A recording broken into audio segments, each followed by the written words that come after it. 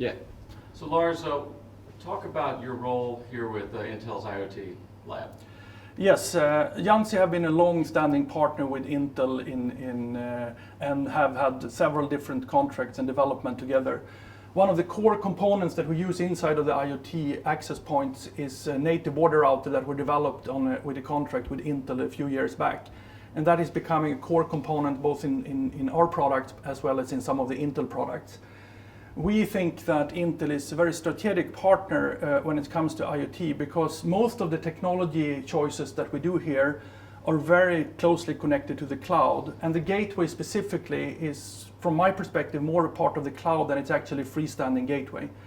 And when we run the same technology on the cloud as we run on the gateway, then Intel is a natural choice to partner. And we think longer term, they're interested also in openness and the various kind of solutions for having multiple vendors supporting ins and open APIs in these devices makes them an ideal partner for Yanzi.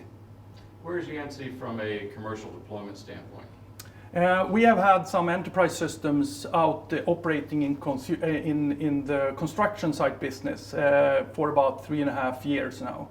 So we have deployments. We are just at the form of introducing this system that you see on the wall here. It's coming out in this quarter and being deployed both in enterprises as well as in some consumer applications. All of them they are looking exactly like this. So they are fully being commercially introduced. Our focus is on the Nordic market for the first, and then we're going to go on a wider deployment in Europe and also for the US. All the products we see here as well are both 110 and 220. Some of the strategic choices we made was that some of the battery operated devices like the motion detectors and this, we focus on extreme long battery lifetime. We talk about 10 years for sensors that are battery operated. And this is required in an enterprise environment where you have very little,